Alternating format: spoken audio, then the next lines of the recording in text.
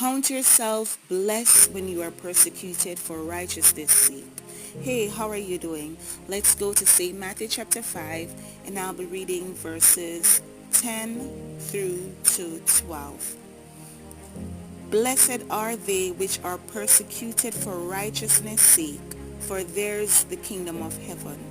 Blessed are ye when men shall revile you, and persecute you, and shall say all manner of evil against you falsely, for my sake.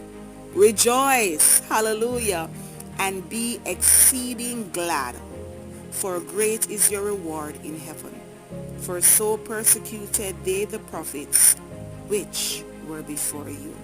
I know it's not easy to take persecution, but the Lord is saying you're persecuted for righteousness' sake, for his sake. Rejoice, because you are blessed. Have a great day. Bye-bye.